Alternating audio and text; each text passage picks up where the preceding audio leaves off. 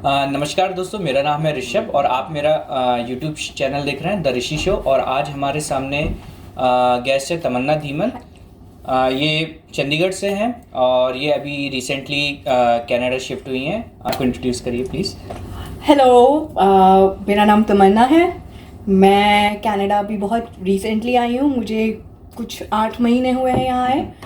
And मेरी journey अभी तक बहुत बढ़िया रही है। इनफैक्ट जो चीज़ें जब भी होती गई पता नहीं कैसे।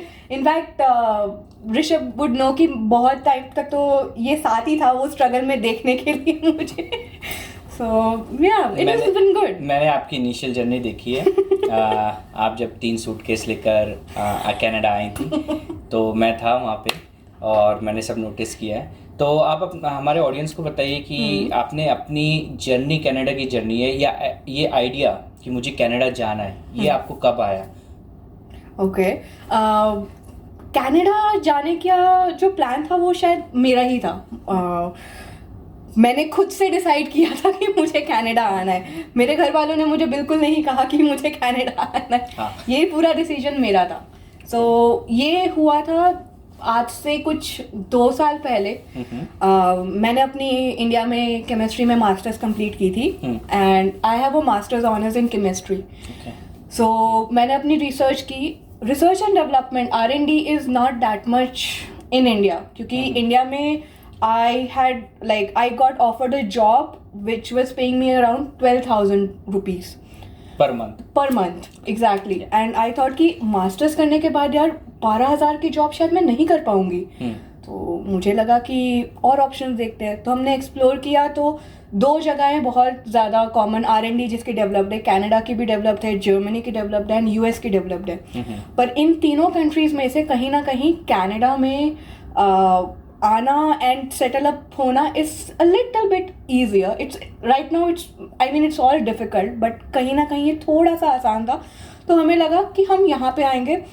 यहाँ पे जब मैंने और रिसर्च की तो मुझे ये पता चला कि यहाँ के R&Ds जब अपने क्वालिटी कंट्रोल केमिस्ट ढूंढेंगे, वो चाहते हैं कि आपके पास एक केमिस्ट्री की डिग्री हो जो मेरे पास है एंड एक मैनेजमेंट की डिग्री हो, जो मैं अभी कनाडा में आके एक कैनेडियन डिग्री कर रही हूँ। उस तरीके से मेरा ये प्लान बना। मेरी वहाँ पे जॉब मैं कर रही थी अमेज़ॉन के साथ। मैं अमेज़ॉन में सुपरवाइज़र थी।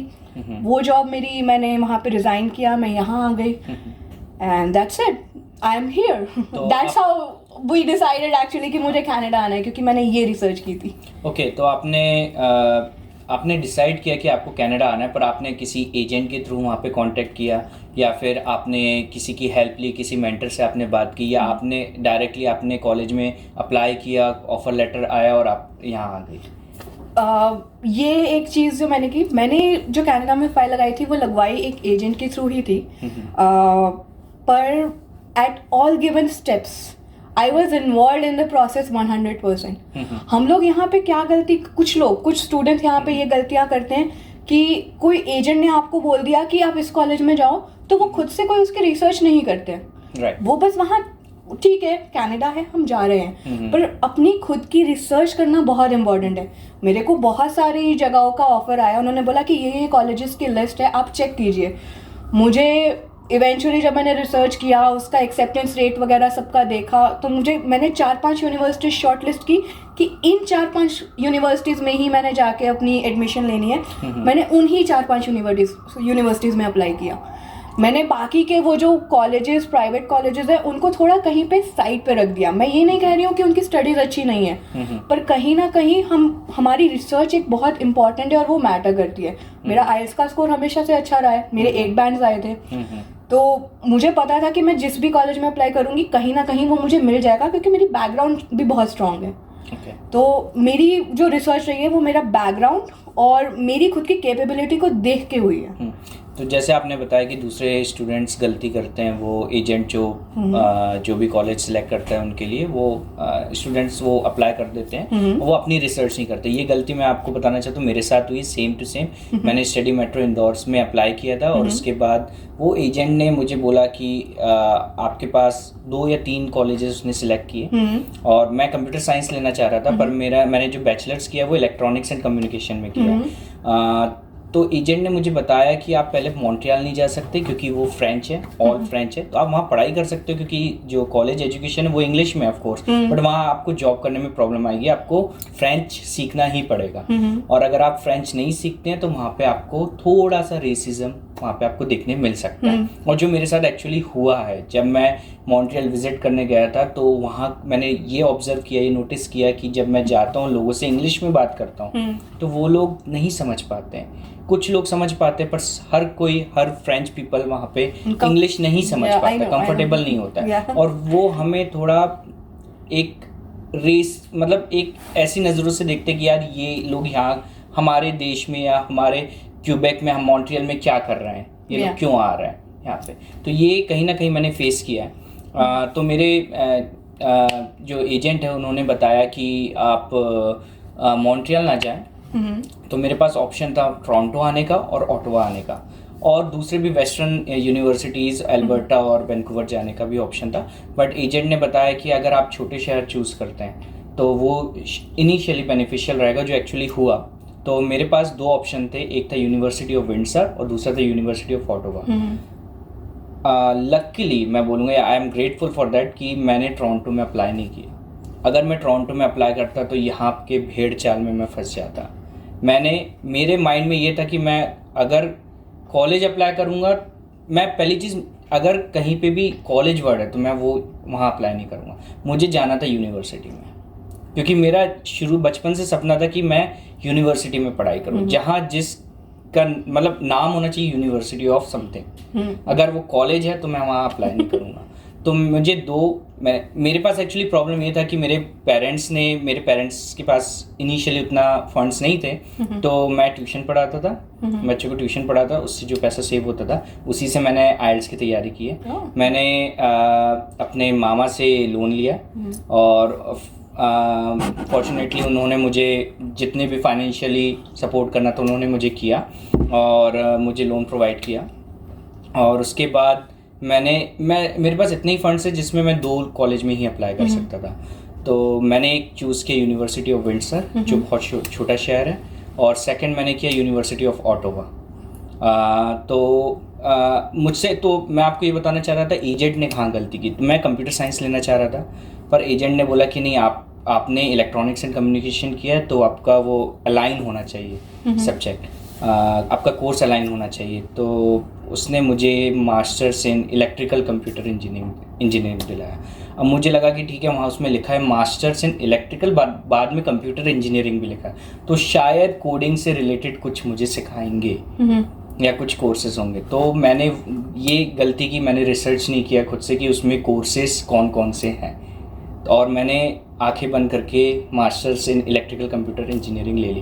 बट जब मैं वहाँ पहुँचा तो मुझे पता चला कंप्यूटर नेटवर्क्स और रिलेटेड टू वाईफाई नेटवर्किंग से था, पर उसमें कोई कोडिंग कोर्सेज नहीं था। पाइथन या जावास्क्रिप्ट से रिलेटेड कोई भी नॉलेज या कोई भी कोर्सेज नहीं थे, और मेरे पास कोई ऑप्शन भी नहीं था दूसरे कोर्सेज लेने का या दूसरे सब्जेक्ट्स लेने का। तो मजबूरी में मेरे को 2 साल इलेक्ट्रिकल और कंप्यूटर साइंस से कंप्यूटर नेटवर्किंग से रिलेटेड कोर्सेज लेने पड़े, और उसे हालांकि मैंने A+ ग्रेड से पास किया है मोस्टली कोर्सेज को। बट ये एक फॉल्ट हुआ, और मुझे ऐसा लगता है कि एजेंट को थोड़ा सा रिसर्च करना था, या फिर ये मैं अपनी गलती मानता हूँ कि मेरे को थोड़ी रिसर्च करनी चाहिए था, और एजेंट जो बोल रहा है वो ब्लाइंडली फॉलो नहीं करना चाहिए था। तो ये मेरी जर्नी रही है। मैं अगर रिसर्च के बारे में बोलूँ ना, पहली बात तो केमिस्ट्री खुद रिसर्च की है मैंने। तो मेरी रिसर्च सिर्फ इसलिए नहीं थी कि मुझे यहाँ पे ये क्वालिटी कंट्रोल केमिस्ट की फील्ड में जाना है। मेरी रिसर्च उसके पहले यहाँ पे स्टडी स्टूडेंट बनने के लिए क्या करूँगी, क्या जॉब रोल करूँगी, सिक्योरिटी मैंने क्यों चुनी, और सिक्योरिटी मैंने यहाँ आके नहीं चुनी थी।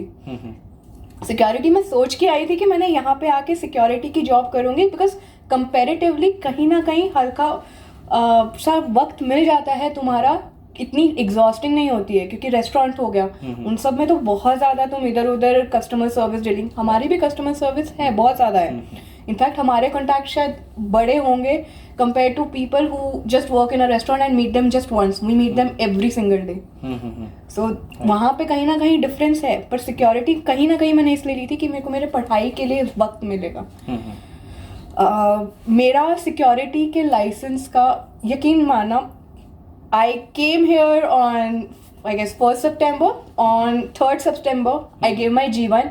On 5th September I started my security license का process. Oh wow, that's great. तो मतलब आपको पहले से आइडिया था कि आप इंडिया में आइडिया था कि आपको कनाडा आके क्या करना है? 5th September से मैंने सिक्योरिटी लाइसेंस बनवाने का प्रोसेस शुरू करवा दिया. 1 महीने में मेरा लाइसेंस आया.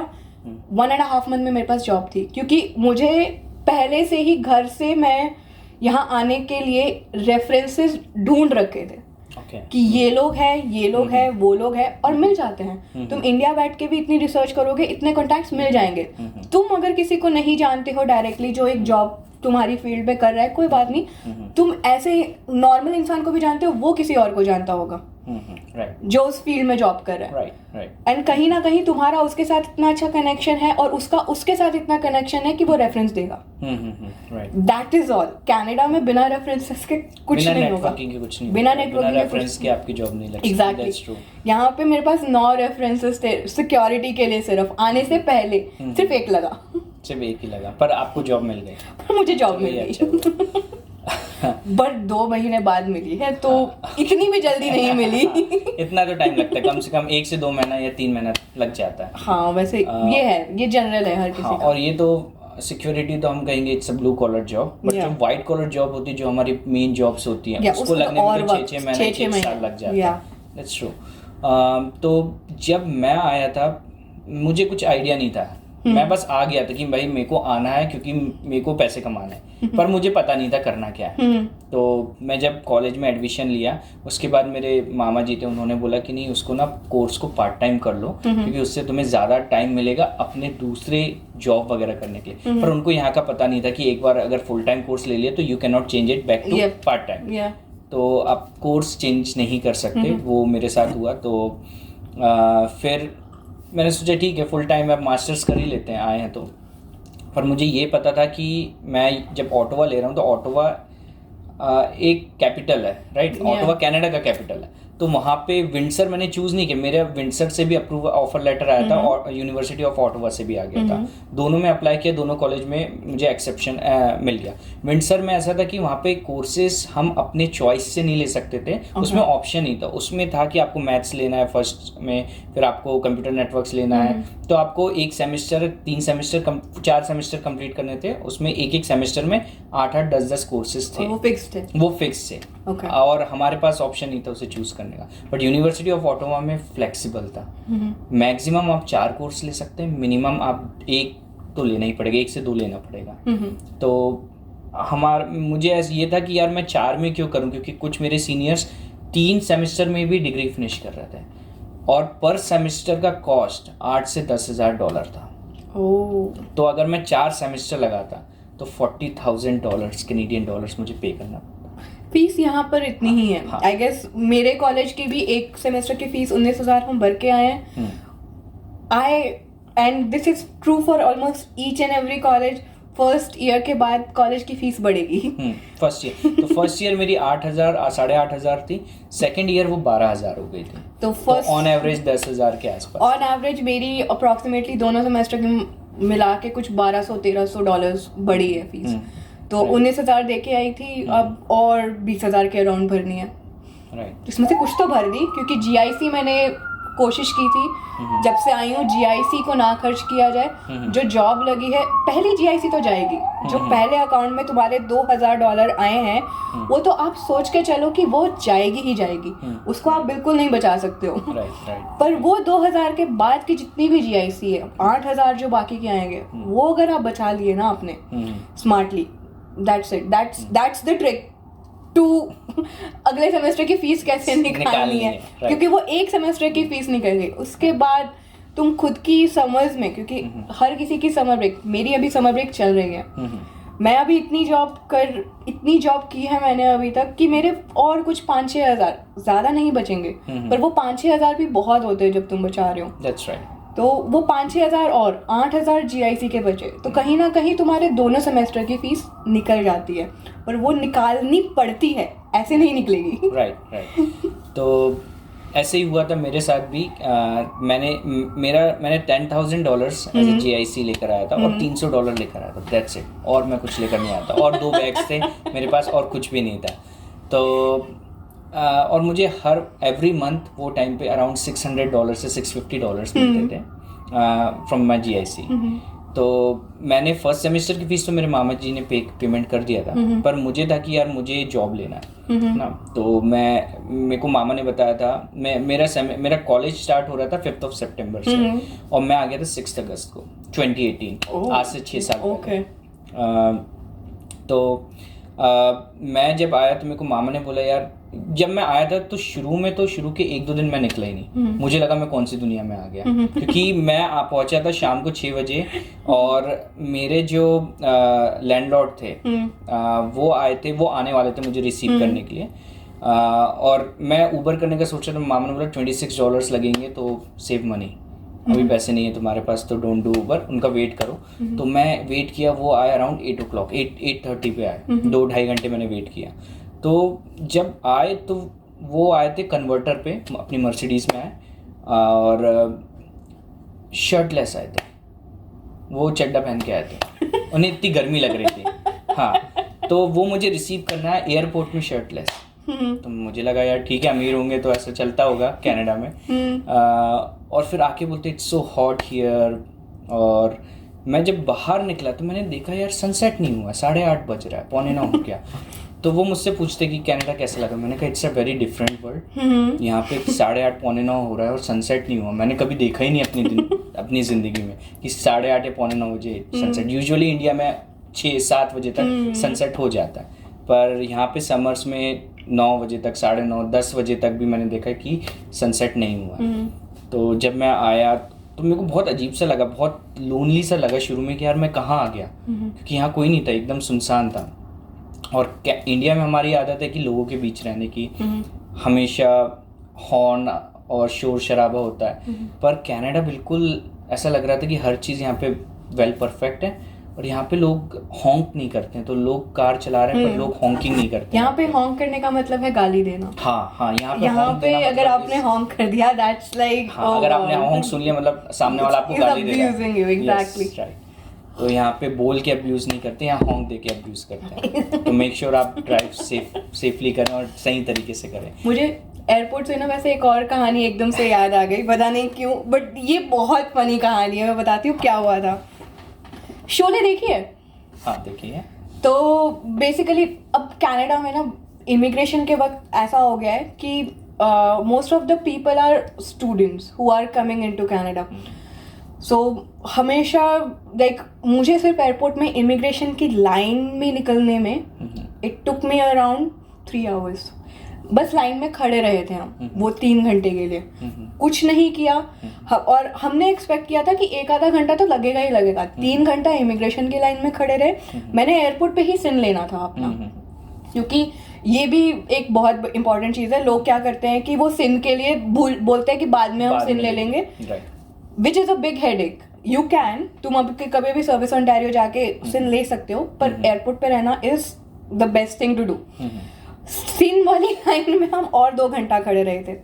सो हम सारे लोग ऐसे उतरे, हम लोग सब ऐसे लाइन में जा रहे हैं। शोले में ना एक डायलॉग है कि आधे उधर जाओ, आधे उधर जाओ, बाकी मेरे पीछे आओ। तो आधे उधर चले जाते, आधे उधर चले जाते हैं, और जब वो आगे जाते हैं पीछे कोई होता ही नहीं है। वैसे ही वहाँ पे एयरपोर्ट सिक्योरिटी जो थी उसने बोला स्टूडेंट्स इधर जाओ, रिटर्निंग स्टूडेंट्स उधर जाओ, बाकी मेरे पीछे आओ। वो लिटरली अकेला जा रहा था क्योंकि सारी स्टूडेंट वाली लाइन तो गई ना। थे ही सब स्टूडेंट्स, एक इधर गया, एक वहां गया। या तो वो स्टूडेंट्स थे या वो रिटर्निंग स्टूडेंट थे, उसके पीछे तो कोई बचा ही नहीं। That was a very. पर मेरे टाइम पे हमारे टाइम पे सिन का कोई सीन नहीं था एयरपोर्ट पे। हमें सर्विस कनाडा जाना पड़ता था, और तो मैं गया था, 3 घंटे वेट किया और पहले दिन ही मेरे को सिन मिल गया। पर 3 से 4 घंटे का वेट टाइम था वहाँ पे भी। बट उस टाइम से लेके अभी में आई गेस बहुत चेंजेस आए हैं। पहले शायद एयरपोर्ट पे सिन मिलता ही नहीं था, सिन नहीं मिलता था हमारे टाइम। एग्जैक्टली। तो आपको अब सर्विस कनाडा जाके लेना पड़ता था। राइट।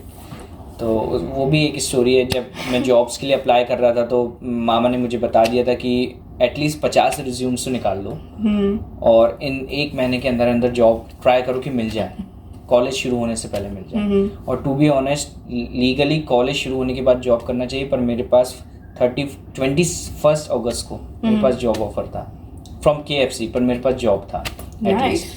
तो मैंने 21 डेज में 14 to 21 डेज में जॉब फाइंड कर लिया था। तो मैं जाता था, हर एक जगह गया और अपना रिज्यूम दिया। कुछ लोग बोलते थे ऑनलाइन अप्लाई करो, पर वो टाइम ऑनलाइन का नहीं था। यूजुअली वहाँ जाओ और आप अपना रिज्यूम दो तो मैनेजर रिज्यूम एक्सेप्ट कर लेता था। अभी मुझे पता है यूजुअली बोलते हैं कि नहीं आपको ऑनलाइन अप्लाई करना, मैनेजर रिज्यूम एक्सेप्ट नहीं करते हैं, पर हमारे टाइम पे मैनेजर रिज्यूम एक्सेप्ट कर लेते थे। तो मेरी जॉब लगी थी एक मेट्रो में और सेकेंड लगी थी KFC में। सो मेट्रो एक प्लाजा में था और उसके सामने LCB होता, तो वहाँ पे ना बहुत सारे होमलेस पीपल थे। और मेरी जॉब लगी थी एज अ कैशियर, दोनों में, KFC में भी और मेट्रो में भी। और मेरे पास अब तब तक सिन नहीं था, मुझे पता ही नहीं था सिन होता क्या एक्चुअली। तो मैं गया और मैंने KFC देखा, तो KFC मॉल में था, CF रीडू सेंटर में, और मेट्रो जो था वो प्लाजा में था। तो मैंने बस ये सोचा कि यार KFC वाले की जो मैनेजर है वो बांग्लादेशी थी और वो बोल रही थी कि वो बहुत सपोर्टिव थी। और जो मेट्रो के थे, तो metro is like white peoples. तो मुझे 2 चीज़ें लगी। पहला कि मैं अगर ठंड में मैं वहाँ काम कर रहा हूँ, गेट खुलता है तो बहुत ठंडी हवा आती है और मैं सामने ही खड़ा हूँ एज अ कैशियर, तो मुझे ठंड लग जाएगी। सेकंड, वहाँ होमलेस पीपल ज़्यादा। और थर्ड, मेट्रो जो मुझे डिस्काउंट दे रहा था वो सिर्फ 20% था शॉपिंग ग्रोसरीज में। पर KFC में था कि मैनेजर सपोर्टिव थी। और मैं जब गया था तो वो मुझे बोल रही थी कि आप आओ और वहाँ आके आप खाने का, मतलब आपको अगर खाने का कुछ चाहिए, जो खाना है वो फ्री है। अभी मेरे को पता है कुछ मैनेजर्स ऐसा करते हैं कि 50% डिस्काउंट देते हैं, राइट। पर हमारी मैनेजर ऐसी थी कि आपको जो खाना है जब खाना है, even if you are not working, even if you are not on your shift और आप आ रहे हो वहाँ पे, आप KFC दिखा आपको और अगर वो है वहाँ पे तो जस्ट आस्क और वो दे देगी। तो मुझे वो अच्छा लगा। मुझे ये भी था कि वो मॉल के अंदर है, राइट, तो आपको कभी ठंड नहीं लगेगी, वहाँ सिक्योरिटी भी होगी, तो वहाँ होमलेस पीपल नहीं आएंगे। यहाँ पे आजकल रेस्टोरेंट्स का यही है, मतलब even one of my roommates वो भी रेस्टोरेंट में जॉब करती है। तो she is like she can have 1 meal, if she wants to have any other meal she can as much as she can, पर वो 20% डिस्काउंट पे है, बाकी का तुम्हें पे करना पड़ेगा। तो यहाँ पे मोस्टली एक सर्टेन अमाउंट से ज़्यादा अगर तुम कुछ खा रहे हो तो वहाँ पे वो आपका पे करना पड़ेगा, पेएबल एज पर योर या। तो ये जो कैमरा मैन है सौरभ, तो मेरी मुलाकात सौरभ से वहीं हुई थी। तो सौरभ बाजू में सबवे में काम करता था और यूनिवर्सिटी ऑफ ऑटोवा में था, और हम लोग सेम ही ब्रांच में थे। मैं KFC में करता था। मुझे KFC मैंने इतना खा लिया था कि मैं बोर हो गया था, पर सौरभ ने नहीं खाया था और मुझे सबवे बहुत पसंद था। तो सौरभ मेरे लिए 4-4, 5-5 सैंडविच रोज बना के रखता, दिस इज फ्री। और मैं उसके लिए KFC का जो जिंगर सैंडविच और हॉट विंग्स ये सब बना के रखता था, और फिर लास्ट में जब हम छुट्टी होती थी तो हम लोग शेयर कर लेते थे। तो वही ना, दिस इज दोस्ती which was made out of necessity. This is a necessity, food. और जो खाने की दोस्ती बनती है ना, खाने की वजह से जो दोस्तियाँ बनती हैं, that is one of the best friendships. Like, तो hands down. हमारी फ्रेंडशिप 6 साल हो गए और देखो सौरभ अभी भी हमारे साथ ही है। आप जब यहाँ कनाडा आई तो उसके बाद आपने शुरू में इनिशियल चैलेंजेस क्या थे आपके? शुरू में मेरे इनिशियल चैलेंजेस, सबसे ज़्यादा डिफ़िकल्ट जो मेरे लिए एक चीज़ थी ना, यहाँ पे इंडिया में एक तुम्हारा एक कंफर्ट जोन होता है, तुम रोज़ एक घर पे जाते हो, एक कमरे में जाते हो जो शायद अभी यहाँ पे पूरे हॉल से भी बड़ा होगा। तुम एक बड़े से कमरे में जाते हो, अपने बेड पे लेटते हो और तुम अकेले हो गए और तुम सो जाते हो। यहाँ पे आके जब मैंने अपना रूम देखा, मेरा पहला रूम प्राइवेट रूम था, वो ब्रैम्पटन में था, तो मैं उस रूम में गई एंड वो शुरू होते ही खत्म हो गया। एंड वो पहले दिन क्योंकि हमें फैंस की बहुत आदत होती है कि सीलिंग पे एक फैन होना चाहिए, यहाँ पे फैंस होते ही नहीं है, राइट, यहाँ पे सीलिंग पे लाइट्स होती है, राइट। एंड मैं ऐसे छत पे देख रही हूँ पर फैन नहीं है। मुझे एक टाइम पे लगा कि यार, बट मुझे काइंड ऑफ पता था कि ये है, ऐसा ही होता है सब, क्योंकि हर कोई, इतनी तो सर्च की हुई थी कि सब बोलते थे कि आके फैन लो, क्योंकि मैं उस टाइम पे काइंड ऑफ थोड़ा बहुत समझ में ही आई थी। सितंबर में प्रॉपर फॉल भी शुरू नहीं होता, वो समझ ही होती है, फॉल अक्टूबर के बीच में कहीं ना कहीं शुरू होता है। तो हम आए, मैं वो छोटे से रूम में बैठी हूँ और मेरे को वो पूरी रात ऐसे नींद भी नहीं आई। मैंने कहा यार, घर की एक तो बहुत याद आती है। हाँ, जब तो पहले दिन आओ तो घर एकदम ऐसे याद आता है जैसे कि क्या ही हो गया, कोई कुछ खाने को नहीं है, क्योंकि कोई ग्रोसरीज वगैरह नहीं होती है तुम्हारे पास। कुछ खाना हमें लेके आए थे इंडिया से, फिर उसी पे हमने सर्वाइव किया। फिर अगले दिन सारी, क्योंकि अनपैकिंग करनी होती है ना, वो बाकी के अंदर वाली चावल का पैकेट और ग्रोसरीज निकालने के लिए। अगले दिन आराम से अनपैकिंग की, खाना वाना बनाया। मेरी मेन स्ट्रगल होती थी जब तुम्हारे पास गाड़ी नहीं होती है ना, तो एक वो जो स्टोर पे जाना और स्टोर से वापस आना, वो भी तब जबकि तुम्हारी एक आदत होती है कि घर से निकले, गाड़ी में बैठे, एक ये नुक्कड़ वाली दुकान में भी गाड़ी में गए, नुक्कड़ पे सामान गाड़ी में रखा, गाड़ी में वापस आ गए, वर्सेस अब वही दुकान वहीं पर है, उतने ही डिस्टेंस पे है, पर तुम पैदल जा रहे हो और तुम पैदल आ रहे हो। तो वो एक बहुत बड़ी प्रॉब्लम हो जाती है कभी कभार कि तुम्हें ये होती है इनिशियल स्ट्रगल, तुम्हें जॉब नहीं मिली, स्टार्टिंग के 1 महीने नहीं मिली, इज अ डिफरेंट थिंग, पर इवेंचुअली तुमको वो चीज़ ना कभी कभार खटकने लगती है कि तुमको बहुत वक्त हो गया है एंड वो आ क्यों नहीं रहा है, वो क्यों, तुमको एक जॉब क्यों नहीं मिल रही है, इतना भी क्या है। तो वो एक अलग स्ट्रगल होती है कि तुम अप्लाई करते रहते हो लेकिन तुमको रिस्पॉन्स नहीं आते, तुम अप्लाई करते हो, रिस्पॉन्स नहीं आते। इवेंचुअली रेफरेंस जहाँ पे तुम्हारे थे वहाँ से कोई एक इंटरव्यू कॉल आएगा, तुम इंटरव्यू दोगे and that's how I got my job. But ये स्टार्टिंग की इनिशियल स्ट्रगल सिर्फ मेरी नहीं, ये हर एक स्टूडेंट की रहती है। तो ये सबके लिए कॉमन है, वो स्टार्टिंग का इनिशियल स्ट्रेस, घर से थोड़ा दूर रहना और जॉब का मिलना। तो आपको जब आप पहले दिन आए तो आपको अपने पेरेंट्स की याद आई, आपके इंडिया की याद आई? बहुत ज़्यादा। तो आपको ऐसा नहीं लगा कि मुझे वापस चले जाना चाहिए? टू बी वेरी ऑनेस्ट, जब भी कभी ऐसा लगता है ना मुझे कि यार वापस से चले जाऊँ, अभी भी कभी कभार ऐसा फील होता है कि वापस से चले जाऊँ, उस टाइम पे मैं बस ये सोचती हूँ कि क्या मैं वापस जाने के लिए यहाँ आई थी। मेरा पहला एक रीज़न, माइंडसेट क्या था, मेरा पहला माइंडसेट था कि I want to settle up good, I want to settle up well, I want to find a job. मुझे जॉब यहाँ पे भी नहीं चाहिए। Eventually may be if possible I would move to US। So because R&D कहीं ना कहीं वहाँ की ज़्यादा डेवलप्ड है, बट स्टडीज एजुकेशन कनाडा का बेटर है, लाइक US का भी अच्छा है, but US is more for like PhD। मुझे PhD नहीं करनी थी, मुझे इस वक्त PhD नहीं करनी है, इवेंचुअली शायद मैं कभी करूँ, पर अभी नहीं करनी थी। So that's the main point. हमेशा ये सोचो कि क्यों आए थे, वो गोल हमेशा क्लियर होना चाहिए कि हम क्यों आए थे यहाँ। जब तक वो कुछ अचीव नहीं, अगर मे बी तुमने 100 सोचा हो तो तुम शायद 80 अचीव करो, पर वो अगर तुमने 100 भी नहीं सोचा है ना तो 80 तक भी नहीं पहुँच पाओगे। That's true, that's true.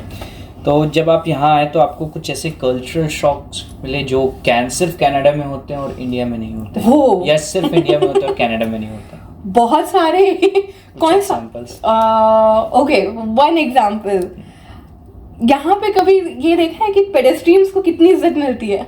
हाँ, ये तो है। ये तो है। सो मेरा पहला कल्चर शॉक वहीं से शुरू हुआ था, Day 1। अब ग्रोसरी शॉपिंग गए थे ना पहले दिन, तो वो ग्रोसरी शॉपिंग पे जब हम जा रहे थे तो एक चौराहा था, लाइक क्रॉस रोड, सो जीब्रा क्रॉसिंग, लाइट्स के अकॉर्डिंग हमें चलना है। लाइट्स ग्रीन थी मेरी, but still I was like कि चलूं कि ना चलूं, क्योंकि गाड़ियां हैं।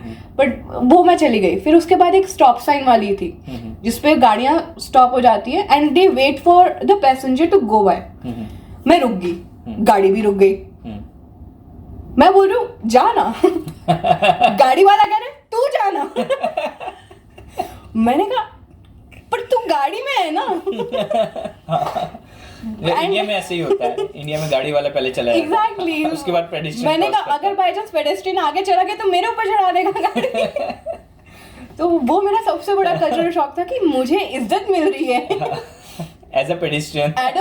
एग्जैक्टली एज अ पेडेस्ट्रियन मुझे इज्जत मिल रही है। But then I was like मैं गई एंड इवेंचुअली वो गाड़ी निकली and I was like okay this is how it works. फिर आजकल भी कभी कभार ऐसा होता है स्टॉप साइन पे अगर मैंने गाड़ी देख दी मैं रुक जाती हूँ और फिर मुझे याद आता है ओ मैं पेडेस्ट्रियन और फिर मैं चलने लगती हूँ क्योंकि टेक्निकली अगर स्टॉप साइन पे मुझे कोई गाड़ी से उड़ा भी रहा है तो उनकी इंश्योरेंस जाएगी ऑब्वियसली यस। तो आई एम सेफ।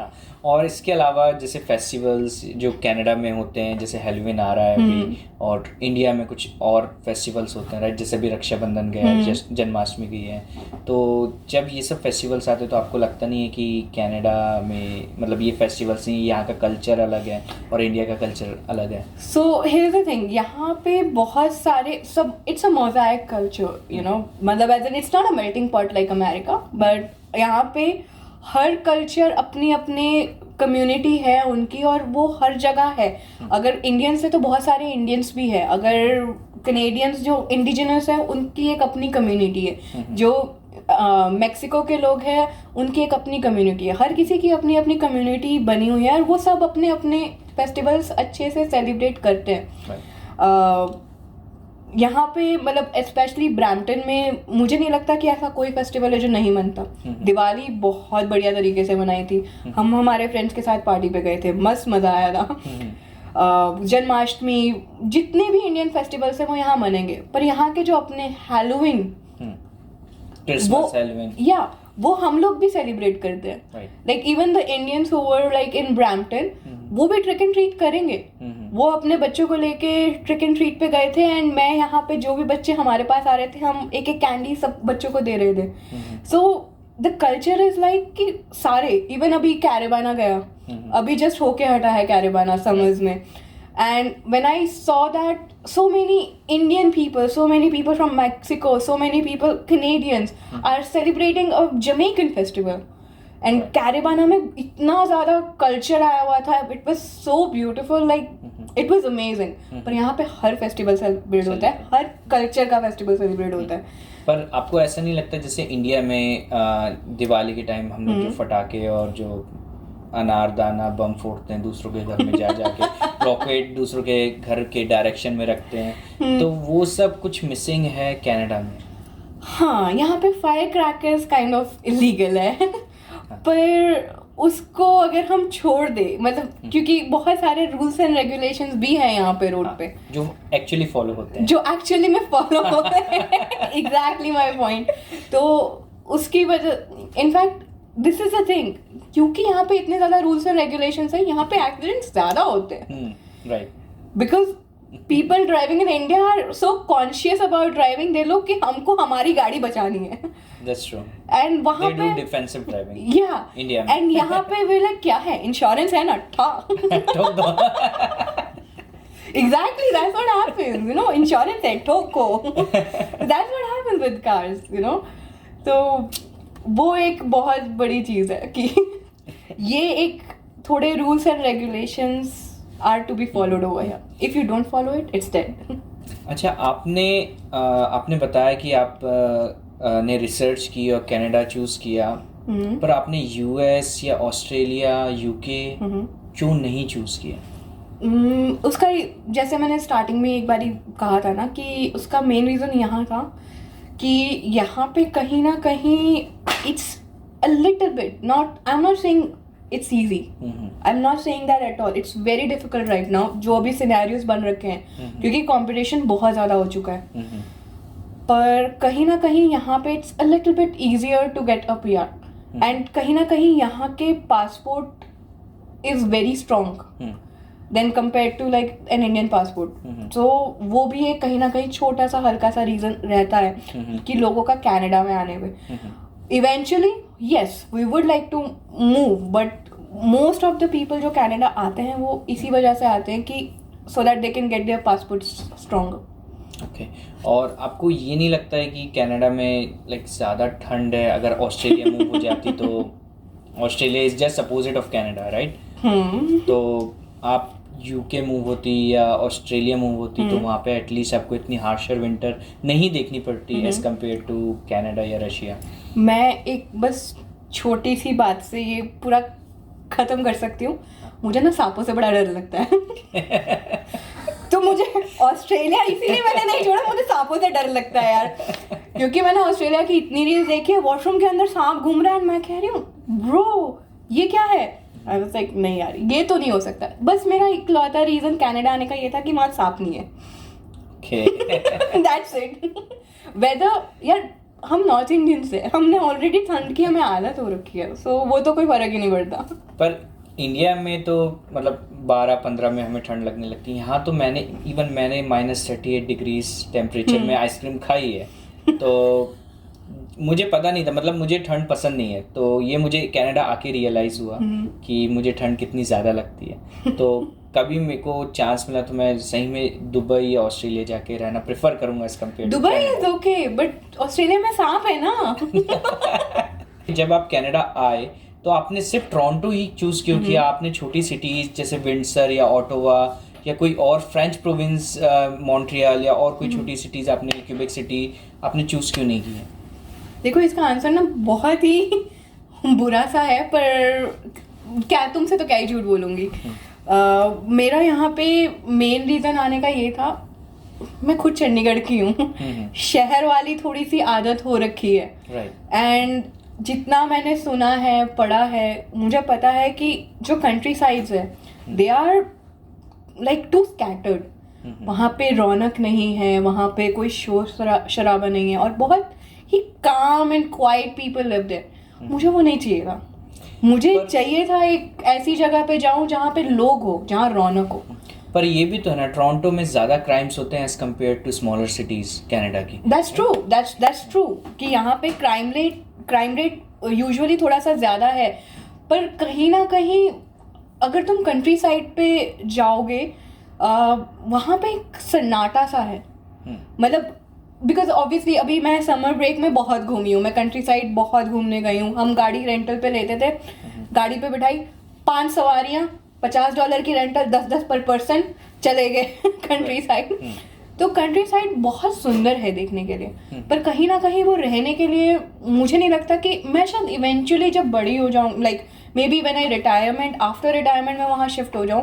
पर अभी when you are young, when you can explore, I think at this point of time I want a place which is like very happening. Toronto is one of the most happening places that I stay at. You have seen my place. Right. You have seen the view that I have from my balcony. That's my everyday life. तो वो आपको ज़्यादा पसंद Exactly. है। आपने मुझे बताया कि आप सिक्योरिटी हैं, तो ऐसा कुछ एक्सपीरियंस आप शेयर करना चाहेंगे हमारे ऑडियंस से जिसमें आपके साथ ऐसा कुछ हुआ हो या आपके कोई फ्रेंड के साथ ऐसा कुछ हुआ? For sure. सिक्योरिटी जॉब में इनफैक्ट हमारी जॉब ऐसी है कि जितने kind of so homeless is the wrong word in our terminology. We call them intruders. But in my job profession मैंने बहुत सारे intruders के साथ डील किया है। बहुत सारे intruders, जो intruders ऐसे आ जाते हैं and they just don't leave, they don't want to leave. एक इंसिडेंट बहुत फनी है क्योंकि बहुत कुछ हुआ था उस दिन। एक बारी एक इंट्रूडर हमारी साइट पे आ गया एंड वो इंट्रूडर आके मुझे पूछता, ही वॉज वेरी इंटॉक्सिकेटेड, वो इंट्रूडर मुझे पूछता कि hello do I live here? मैंने कहा no you don't, please go away.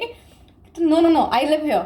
And वो कहता प्लीज कॉल एन एम्बुलेंस, और वो धड़ाम देके वहीं गिर गया, साइट के अंदर, लॉबी के अंदर गिर गया। मैंने वहाँ रहता भी नहीं था, वो वहाँ पे रहता भी नहीं था। सो बेसिकली 2 गेट्स होते थे, एक गेट हमेशा ओपन रहता है, दूसरा गेट में फॉप से ही एंट्री होती है। तो फॉप तो अब उसके पास था नहीं, बट वो बीच का जो एरिया था उसके अंदर आके वो गिर गया। एंड मैं उसको कह रही हूँ कि please go away, I have to call the police if you don't go away, please go away. And he was dead, he passed out on the middle of the lobby and I was like ये क्या है? फिर हमने उसको बहुत ज़्यादा हिला के उठाने की कोशिश की, वो उठा नहीं। क्या किया जाए? हमने डिस्कस किया क्योंकि मेरे साथ एक और सिक्योरिटी गार्ड भी था, मैं और वो मुझसे काफ़ी पहले से सिक्योरिटी करते थे, मुझे सिर्फ 4 महीने हुए हैं जॉब पे, वो कुछ 17-18 साल से वो ही जॉब रोल पे है, सो ही हैज़ मोर एक्सपीरियंस। कहते एक काम करते हैं, हम पुलिस को बुलाते हैं। हमने पुलिस को कॉल किया, हमने बोला कि हमें एम्बुलेंस चाहिए because some person is intoxicated. अब there is a thing about ER, यहाँ की ER इज वेरी काम। तो हम इंसान जिंदा है क्या, वो सांस ले रहा है क्या, तुम उसे फर्स्ट एड दे पाओगे? वो मेरे साथ KBC खेलने लग गए। मैंने कहा, और मैं उनके साथ ऐसे देख रही हूँ कि यार तुम जल्दी आओ, पहले ये सब बाद में करो, पहले आ जाओ, क्योंकि मैं बहुत पैनिक हो गई थी उस टाइम पे। इवेंचुअली वो लोग आए, उन लोगों ने उसको उठाया, उसको लेके गए, एंड वो हम सबको गाली दे रहा है क्योंकि हमने kind of police and ambulance बुला दी। वो हमको गाली दे रहा है that I fuck you all, I fuck you all. By God की कसम, वो एक इकलौता दिन था जब घर जा रही थी ना, मैं हर 2 सेकंड बाद ऐसे पीछे देखती थी, कोई आ तो नहीं रहा, कोई आ तो नहीं रहा, कोई पीछे फॉलो तो नहीं कर रहा। बहुत ज्यादा डर गई थी उस दिन मैं जेन्युइनली पहली बार ही डरी थी कि यार कुछ भी हो सकता है, क्योंकि यहाँ पे मैंने बहुत सारे होमलेस के साथ डील किया है। वो लोग जनरली अपने साथ कोई नाइफ वगैरह या कुछ कभी कैरी करते हैं, एंड बहुत सारे इंसिडेंट्स बिकॉज यू नो हुए हैं यहाँ पर, जो कि न्यूज़ में भी बहुत पॉपुलरली आए हैं। तो वो कहीं ना कहीं खौफ रहता है कि कहीं गलती से कोई चाकू हम पे ना लग जाए। And security no doubt is a very good and safe job, sometimes it could get a bit dicey as well. At that point of time, you protect yourself. You have to be there for yourself. So that's the most important thing. But वो बहुत funny situation था। वो मुझे आके पूछ रहा है कि यार do I live here? और मैं कह रही हूँ no you don't, get out. yeah. तो ये सब इंसिडेंट्स होते रहते हैं, बहुत कॉमन है। मोस्टली अगर तुम यहाँ पे अगर किसी को होमलेस को अगर देख रहे हो, the best thing to do is not engage. तुम्हें वो दिखेगा कि that person is an intruder, you do not engage with them because just for your own safety and security, do not engage, stay away, sorry, से sorry and go.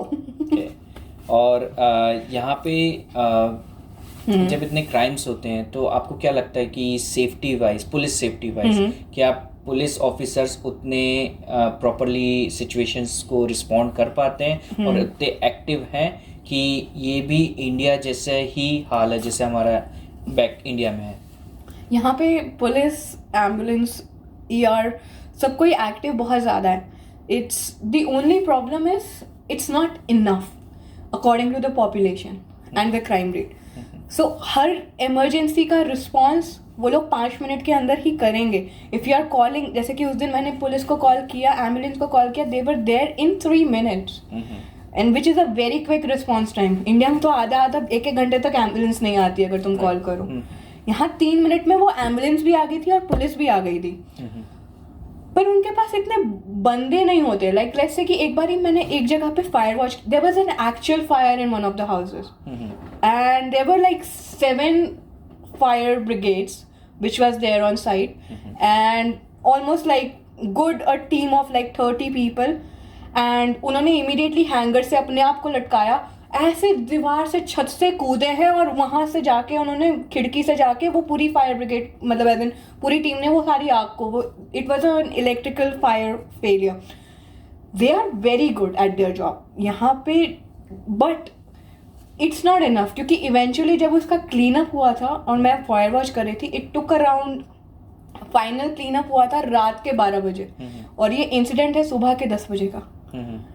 So it took them to call cleaners and clean up the वो छोटे छोटे glass के pieces and everything. It took them at least like more than 12 hours to just do that. यहाँ पे अगर तुम कभी भी हॉस्पिटल में जाओ, इमरजेंसी में जाओ, तुम you would know this, but emergency में तुम एक बार ही चले गए and you want to get yourself checked. You are going in an emergency to get something checked out because it's an emergency. Right. You will at least sit there for 7 hours.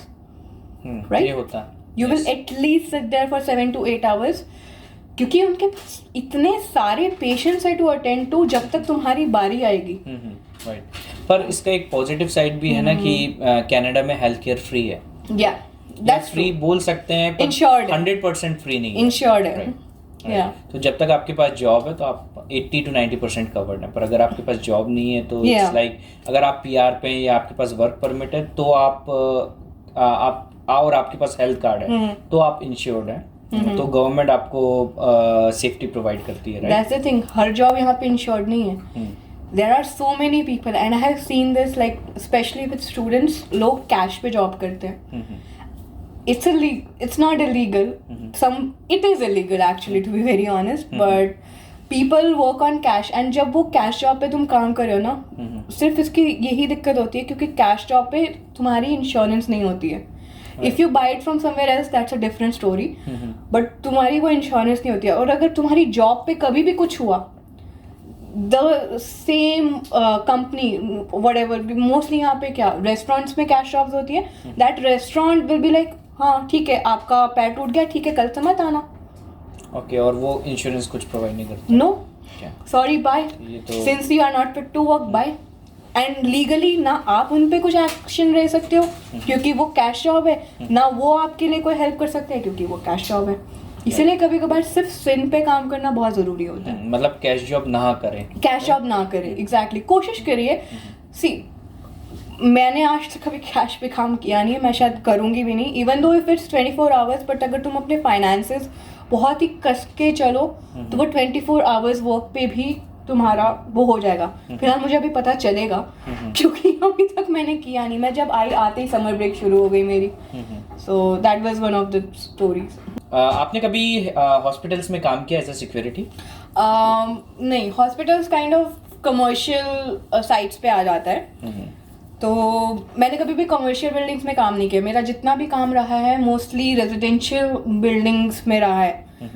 पर कहीं ना कहीं अगर like मुझे पता नहीं क्यों, so there is a thing, जब भी मैं हॉस्पिटल के बारे में सोचती हूँ ना, मुझे पता नहीं कि भूत याद आते हैं क्योंकि हॉस्पिटल्स में होते हैं बहुत सारे मॉर्ग, लाइक क्या बोलते हैं उसको, डेड बॉडीज. सो मुझे हमेशा लगता है कि शायद मैं कभी डेड बॉडीज के बीच में काम कर नहीं पाऊंगी क्योंकि मुझे बहुत डर लगेगा. तो आपने कभी ऐसा एक्सपीरियंस किया है कनाडा में? मैंने सुना है कि कनाडा में ऐसा भूत बहुत ज्यादा है. बहुत ज्यादा नहीं है, पर यहाँ पे डेड बॉडीज है और यहाँ पे फिर मॉक बना हुआ है और जहाँ पे लोगों को दफनाया जाता है. और लोगों से मैंने सुना है कि मेन सिटीज के भी अंदर है, तो कभी कभी कुछ ऐसी प्रेत आत्माएं बाहर निकलती हैं. या फिर आपने ऐसा सुना है या आपने कभी ऐसा एक्सपीरियंस किया है कभी काम करते हुए शिफ्ट में कि आपको कुछ ऐसा मतलब कुछ एक्सपीरियंस हुआ हो which is not natural? That's a very interesting question to be very honest, but yes. So एक बार क्या हुआ कि मैं और मेरे बहुत सारे दोस्त, वही एक रेंटल 5 लोग, हम लोग सारे ऐसे घूमने निकले थे एक बारी. And we were just going around and हमने सोचा कि चलो यार आज ना कुछ तूफानी करते हैं, आज कुछ एक्साइटिंग करते हैं. और हमारे दिमाग में द ओनली थिंग आई कि यार एक ना कर्बी हाउस पे एक हॉन्टेड हाउस है, हम उस हॉन्टेड हाउस में जाएंगे. पता नहीं क्यों हमें लगा कि वो बहुत अच्छा डिसीजन है. और हम सब मान गए, चलो चलते हैं. पर किसी ने एक्सपेक्ट नहीं किया था ना जो वहाँ पे अभी हम देखने वाले हैं. हम वहाँ गए. सबसे पहले तो वहाँ पे बहुत बड़ी बड़ी जंजीरें लगी हुई है. So if you want to cross, तुम जब वहाँ पे क्रॉस करोगे कहीं ना कहीं तुम्हारे को चोट वोट लग सकती है. You have to be very careful. हम क्रॉस किए and I don't know, maybe it's my brain और maybe that actually is true, पर कहीं ना कहीं उस लाइन के जब हम इस पार से हमें आवाज़ें सुनाई दे रही थी, जब हम इस पार से हमें कोई आवाज़ नहीं सुनाई दे रही थी. और ऐसे नहीं है कि कोई वॉल है, सिर्फ वो वायर है, सिर्फ वो वायर है. हम इधर जा रहे हैं, हमें थोड़ी थोड़ी आवाज़ें सुनाई दे रही है, ऐसा लग रहा है कोई घर के अंदर है. हम इस साइड है, हमें कुछ नहीं सुनाई दे रहा. एंड वी वर लाइक ये क्या हो गया. ठीक है कोई बात नहीं. अब हम बहुत डेडेबल थे, हम और एक्सप्लोर करेंगे, हम बताएंगे कि ये आवाज़ आ कहाँ से रही है. हम पूरा साइंस के स्टूडेंट है ना हम, तो हमें वो क्यूरियोसिटी थी. हमने बोला कि हम ऐसे, फिर हम अंदर से ऐसे प्रे कर रहे हैं और हनुमान चालीसा मन में बैकग्राउंड में चल रही है. और हम अंदर चुपके चुपके थोड़ा थोड़ा गए. हमें फिर भी थोड़ी बहुत आवाज़ें ऐसे लग रही बहुत ज़्यादा आ रही है अभी आवाज़. लाइक कोई बात नहीं सब ठीक है सब ठीक है. हम हनुमान चालीसा बोली जा रहे हैं और हम घर के अंदर चले गए. हम घर के अंदर जाके ऊपर चले गए, घर पे कोई भी नहीं है. फिर आवाज़ें कहाँ से, वो आवाज़ें कहाँ से आ रही है? कोई बिल्डिंग नहीं है. मैं खट खट खट खट सुनाई दे रहा है, पर हम खोल रहे हैं, कोई कुछ नहीं है, पर वो खट है. और वो दरवाज़ा बंद करके जब वापस आ रहे हैं नीचे, जब हम वहाँ देख रहे हैं कोई आवाज़ नहीं आ रही, पर हम जब वो रूम छोड़ के नीचे आ रहे हैं आवाज़ आ रही है. And our brain was like what the hell is happening. उस टाइम पे इतना ज़्यादा हमें डर लगा है ना, मुझे आज तक कभी इंडिया के हॉन्टेड हाउसेस में मेरे को कभी डर नहीं लगा है. इतने सारे देखे हैं दक्षई वगैरह, मतलब एटलीस्ट चंडीगढ़ के बस कुछ ही किलोमीटर पे एक दक्षई नाम की जगह है जहाँ पे ग्रेवयार्ड है, पर वहाँ पे कभी भी इतना डर नहीं लगा जितना मुझे यहाँ पे उस घर में जाके लगा। आई वाज लाइक ओके, वापस आ गए हम वहाँ से भाग के निकले। हमने वहाँ से पूरा भाग के निकले हैं एंड वी वर लाइक कि नहीं यार ये गलत जगह है, ये हम गलत जगह पे आ गए। और हम जब वहाँ पे वहाँ की बेसिकली स्टोरी इस तरीके से है कि एक फादर ने अपनी 3 बेटियों का वहाँ पे मर्डर किया था एंड वहाँ पे लिटरली ब्लड स्पॉट्स अभी भी हैं। So that's what makes it so real and like really chilling, like we were like really freaked out at that point of time कि यार ये क्या देख लिया। but there is a huge storyline behind it, शायद मैं वो ज़्यादा वक्त अभी बर्बाद नहीं करना चाहूँगी, but if you ever google it like the Kirby house, वो पूरी storyline आ जाएगी। तो it was a very chilling experience but it was very real। तो आपको क्या लगता है कि बाकी किसी को ट्राई करना चाहिए वहाँ जाने का कि नहीं करना चाहिए? at your own risk, do at your own risk, so if something happens not on me।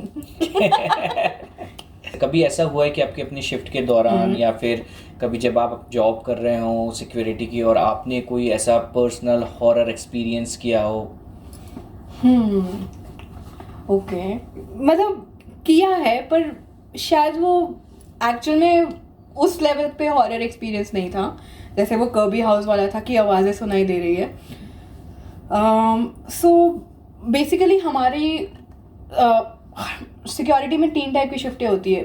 सबसे ज़्यादा मतलब like quite shift is the night shift, क्योंकि उस टाइम पे ना कोई रेजिडेंट्स आते हैं, तुम्हारा मेन काम होता है बिल्डिंग का पेट्रोल वगैरह करना कि कोई इंट्रूडर्स वगैरह है तो उनको बोलना please leave the property because this is a private property. एक बार ही क्या हुआ कि जब मैं पेट्रोल कर रही थी I went to the roof, क्योंकि हमें पेट्रोल के टाइम पे ब्रॉयलर रूम्स भी चेक करने होते हैं। एंड जब मैं वहाँ गई so everything was extremely functional, सब चल रहा था। मैं पेट्रोल कर रही हूँ, बीच में एकदम से लाइट्स उड़ गई।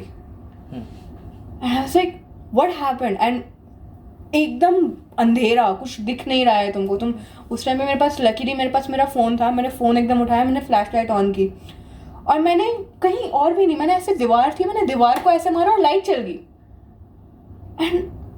एंड दीवार को मारा मैंने ऐसे एंड वो लाइट चल गई। And I was like what the hello, ये क्या हुआ? मैंने कहा मे बी कुछ हो। मैं इमीडिएटली वहाँ से बाहर निकली और मुझे ऐसा लगा that somebody is following me. मैंने पीछे मुड़ के देखा, कोई भी नहीं था and I was really side. मैं लिटरली अपने उस टाइम पे मैं 16 फ्लोर वाली बिल्डिंग पे वो कर रही थी। मैं 16 फ्लोर से ग्राउंड फ्लोर तक सीढ़ियों से आई हूँ दौड़ के। मैंने कहा पीछे भूत पड़ा हुआ है मेरे, मैं ऐसे भाग भाग के नीचे आई हूँ। But that was really scary क्योंकि लाइट्स ऑफ ऑन कभी कभार एक टेक्निकल डिफिकल्टी के साथ भी हो सकता है, but to feel like somebody is following you down, that was very very horror, like specific horror for me.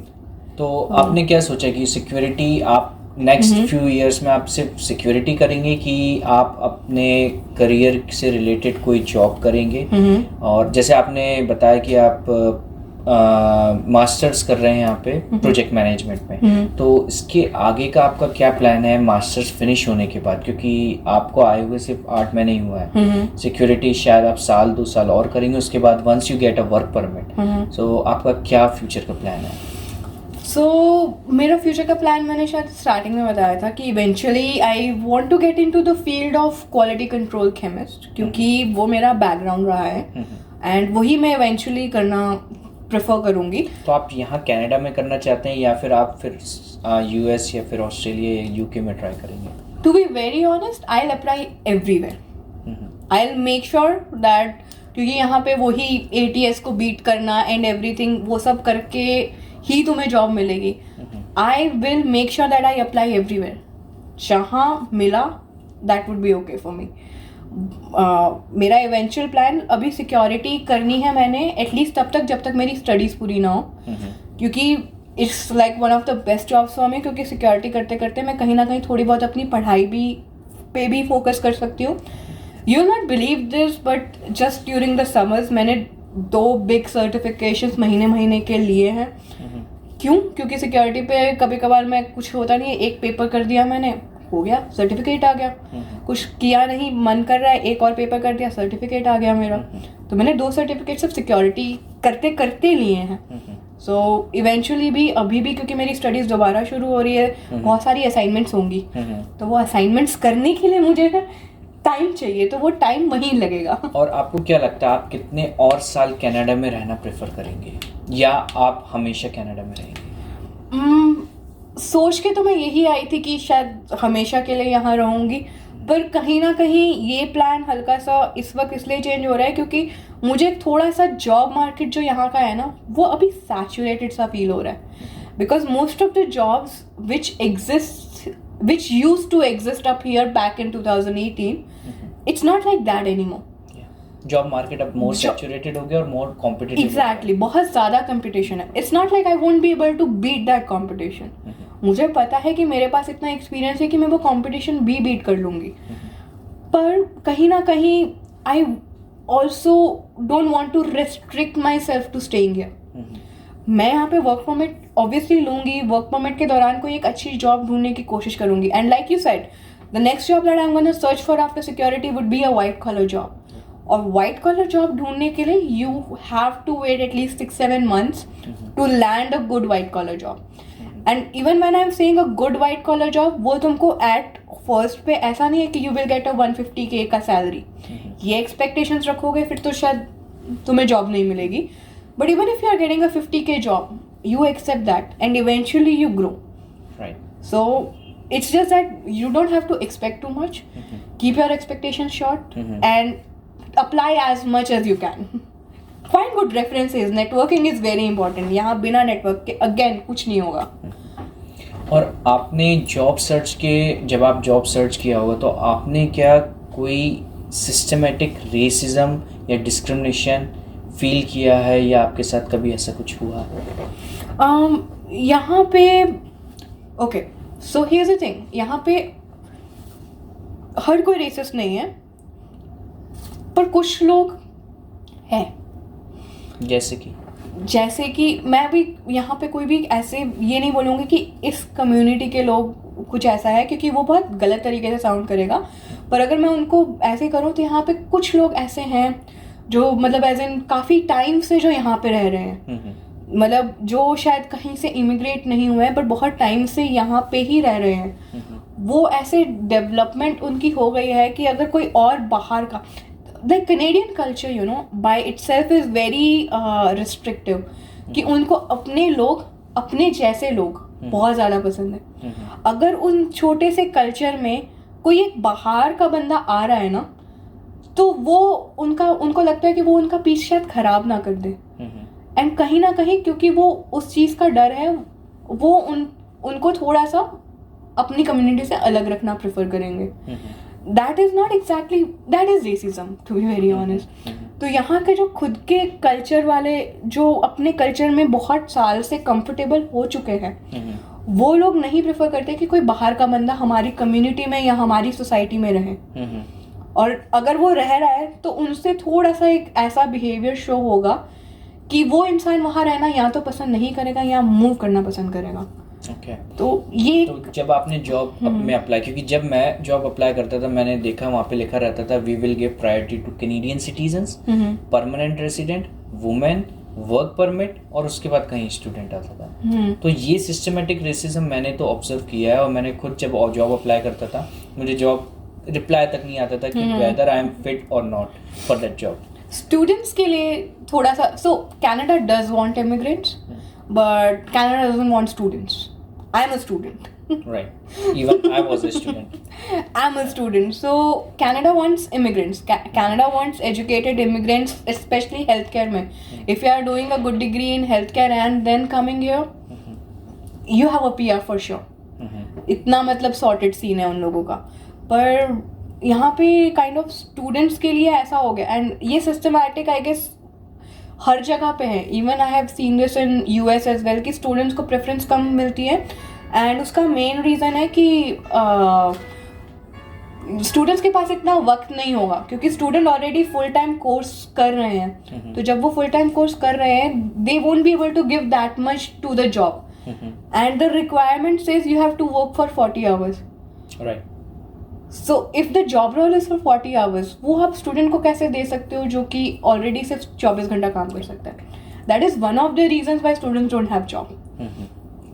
So yeah.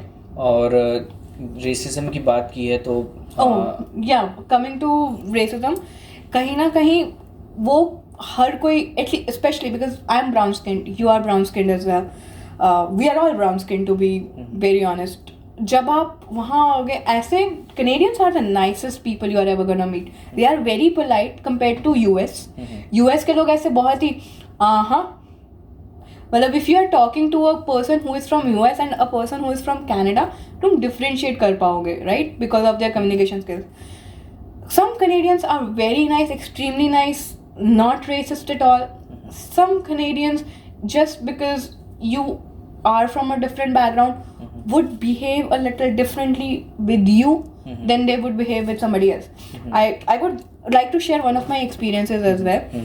So I met one of the contractors who was from Peterborough, and he, imagine that guy, क्योंकि हमारी shift Toronto में थी, वो बंदा रोज पीटरब्रो से Toronto travel करके आता था सिर्फ अपनी वो 8 घंटे की जॉब करने के लिए. तो वो हमेशा लेट आता था क्योंकि उसकी वो 2 घंटे का ट्रैवल टाइम है, और जल्दी चला जाता था क्योंकि उसका वो 2 घंटे का ट्रैवल टाइम है. तो वो व्हाट हैपेंड कि हम ऐसे डिस्कस कर रहे थे, उसने मुझे बोला कि मेरा तो ना पीटरब्रो में घर है. मैंने कहा अच्छा, मैंने कहा ठीक है फिर. मैंने कहा मैं भी आ जाऊंगी पीटरब्रो, मैं भी तुम्हारे साथ रहूंगी. कहते no no no no no, you don't come here. मैं अपनी कम्युनिटी में खुश हूँ और मैं अकेला रहूंगा. एंड कहीं ना वो बात मुझे हल्की सी टच की कि यार इसने ऐसा क्यों बोला. तो आपने उससे पूछा नहीं कि ऐसा क्यों, कि मैं वहाँ क्यों नहीं आ सकती? मैं वहाँ पे, मैं खुद नहीं हूँ यहाँ पर. आई डोंट थिंक कि उस टाइम पे शायद मैं डर गई या मुझे शायद बुरा लगा, मैं कभी वो पूछ नहीं पाई. थैंक यू तमन्ना मेरे साथ पॉडकास्ट करने के लिए. अब हम इस पॉडकास्ट को एंड करते हैं, तो ऐसा कोई क्लोजिंग रिमार्क आप देना चाहेंगी कनाडा के बारे में और या फिर इंडिया के बारे में? पहले तो मैं थैंक यू बोलना चाहूँगी Rishabh for having me as your guest for this podcast. It was really a wonderful experience, you know. और जहाँ तक मैं एक अगर एंडिंग नोट दूंगी तो शायद 2 चीज़ें जो बहुत इम्पोर्टेंट है. कनाडा, लोग हमेशा ये सोचते हैं कि क्या कनाडा आना एक अच्छा डिसीजन है कि नहीं है, पर 2024 में क्या कनाडा आना एक अच्छा डिसीजन है कि नहीं है, वो आप बताइए हमारे. वही मैं उसी बात पे आ रही थी. इस वक्त Canada wouldn't be the best choice to come over here.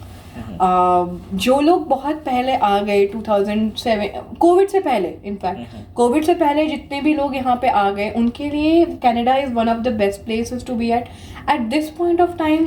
Canada में सैचुरेशन हर चीज़ का बहुत ज़्यादा हो गया है, और उस वजह से ना अभी इतना जॉब मार्केट नहीं है, and students are suffering a lot. तो अगर आप इतना पैसा लगा रहे हो अपना यहाँ आने के लिए, एंड उसके बाद इतना सारा स्ट्रगल है, I don't think that is worth it.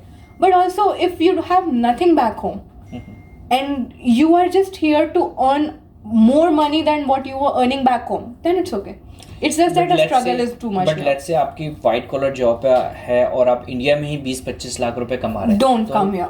Yeah. Canada नहीं आना चाहिए. बिल्कुल नहीं. मैं इंडिया में 50,000 कमाती थी. मैं जब यहाँ आई हूँ, मुझे बहुत सारे लोगों ने कहा कि तुम क्यों आ गए यहाँ, हमारे पास तो अच्छी जॉब थी. पर कुछ लोग ऐसे हैं जिनकी फैमिली बैकग्राउंड वैसे ही घर से इतने स्ट्रॉन्ग नहीं है. वो कनाडा भी उन्होंने कोई लोन लेके या कुछ ऐसा करके वो यहाँ आए हैं, बहुत स्ट्रगल करके. मे भी उनके लिए इतना है कि तुम यहाँ पे 5 साल में उतना पैसा कमा दोगे कि वो लोन चुका दोगे.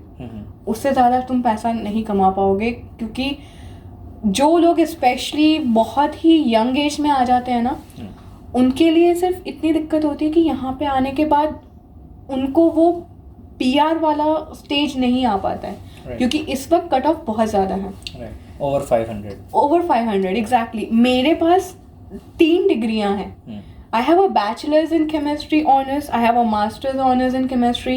Right now I have a Canadian degree and also I'm learning French as well.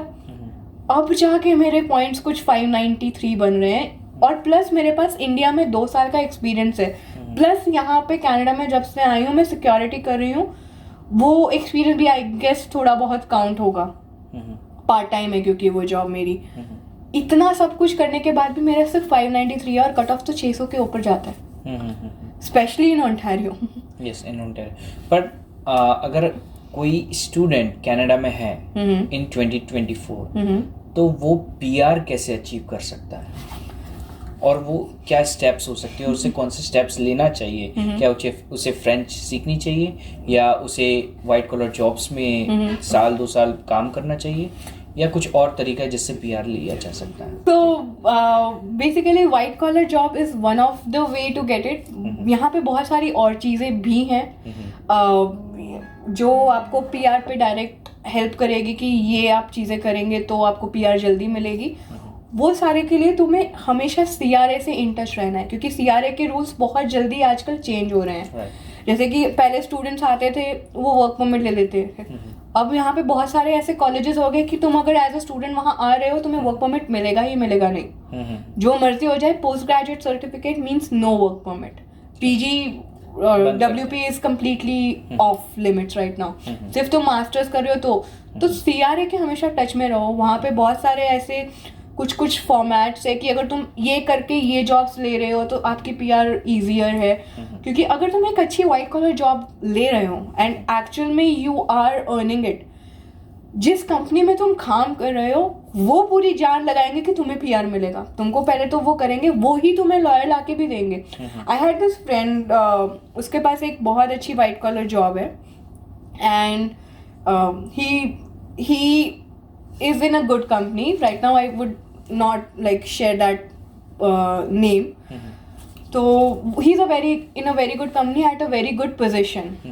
And उसके लिए उसकी कंपनी ने एक लॉयर हायर किया है और उसको $4,000 दिए हैं 1 घंटे के लिए कि वो आके उसके सारे फॉर्म्स वगैरह भरे और अब उसकी पीआर की फाइल लगा सके। So people are doing that. If you exactly companies ऐसा भी करती है आपके लिए, but you just need to have that job. You need to stand out in that competition to find that thing, जो कि ऐसे नहीं मिलेगी again. And that would be my ending note.